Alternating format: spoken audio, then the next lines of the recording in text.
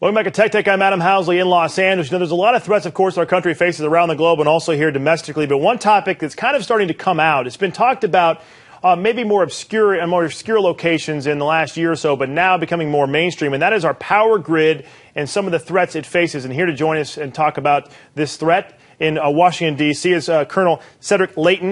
He's a retired Air Force colonel, and he's also the president of Cedric Leighton and Associates. You can find him on Twitter at Cedric Leighton. And, you know, Colonel, this is a topic, as you and I spoke off camera just for a short time, that, you know, really people knew about in some circles, but on a grand scale, most Americans really had no idea. And it's just now, I guess thanks to the NSA chairman coming out and talking about it, but it really should be a topic that Americans need to know about, and it needs to be, there's some things that need to be changed, correct? Absolutely, Adam. You know, and when you talk about protecting the critical infrastructure, you're thinking about, making sure that it doesn't work, that it works, I should say, in terms of terrorist attacks, that there is, nothing that can happen from a physical sense that would destroy our ability to get power, destroy our ability to get gas and oil and products like that. Well, what is happening nowadays is that the virtual world, the cyber world, is really becoming like the real world. And because that's the case, it becomes more important now more than ever to understand exactly what the cyber threat against the critical infrastructure actually is. And when you have statements by Admiral Rogers and others in a position of great power and knowledge and understanding of what this threat is, and they make these public pronouncements, it becomes very, very clear that these types of threats are real, they're growing, and they need to be actually weighed by the American people so they can make better decisions on what to do in order to protect themselves and their communities. Well, is there also the ability to put pressure on our leadership around the country, both state, federal, and local, to do something about it? Because I've been told, I believe, it's like there's two types of attacks here. There's the physical attack, of course, which I've been told, I believe, there's like 8 locations where if it was hit correctly, it could potentially knock out power for a couple of months. And then you have the other ability, which is, of course, using the internet and using the more high-tech methods of causing problems.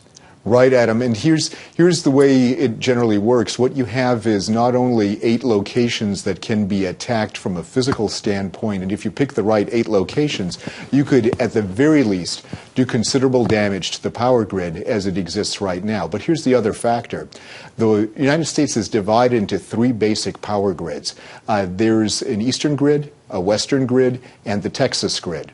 And the one that is most protected from being interfered with is actually the Texas grid in terms of its physical abilities, its physical attributes. But if one of the other grids, the eastern grid or the western grid, were affected by a concentrated cyber attack or a physical attack, or both at the same time, the consequences could potentially be catastrophic. And what you would see is something that would have a cascading effect not only through the infrastructure, but also for society at large. People that require medical care of a specific type, let's say people on dialysis machines, would be affected through the hospital system. The hospitals themselves would have to shut down if they don't have power. There are so many different things that are really required in this particular case that you have to step back and actually determine what the vulnerabilities of the infrastructure actually are, and in order to, of course, protect yourself from these vulnerabilities. And when that's the case, there's a lot that needs to be done in terms of what they call industrial control systems and protecting them from cyber attack that hasn't even been started in this country. And there are a lot of efforts to mitigate that, but they haven't gone nearly far enough to do so. In Congress, legislation to protect the critical infrastructure has been stalled for a number of years. There is no concrete protection from a cyber perspective of the critical infrastructure, at least none that has been ensconced in law. There are individual things individual utilities can do.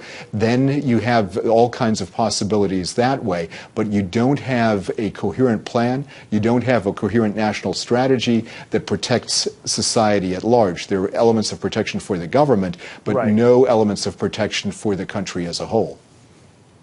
Colonel, my concern is that some of these replacements that would need to be brought in are not even made in the U.S. I'm told they take 8 to 10 months in some cases to be made in other countries, specifically China.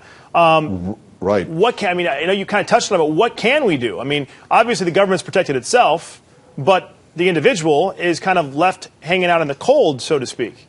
One of the key things that we have to deal with is the fact that the individual is really dependent on society's institutions in order to protect him or herself from a cyber attack that affects a broader structure like the critical infrastructure. So things that can be done is, first of all, a good lobbying effort can be put in place where people actually step up and demand of their elected leaders, both at the local level and at the state level as well as at the federal level, that something be taken care of and that cyber standards be put in place. The other thing that needs to be done is utilities in general, and they're a very cautious industry, the utility industry, but utilities in general need to understand that the standards that the government puts out through regulatory bodies like the Federal Energy Regulatory Commission and the Nuclear Energy Regulatory Commission, right, those are basic standards. They are not standards that are a really good minimum. They, in fact, are standards that are the bare minimum, and they need to right, be exceeded. And that's really what we're looking at in this case. We need to really demand that our systems are protected in that way. Colonel Late, we really appreciate your time. Obviously an alarming topic, one that we'll continue to follow, and hopefully this will start the conversation. We appreciate you coming on to Tech Take, and we'll definitely stay in touch with you about this one. You bet, Adam. It's my pleasure. Thanks for having me.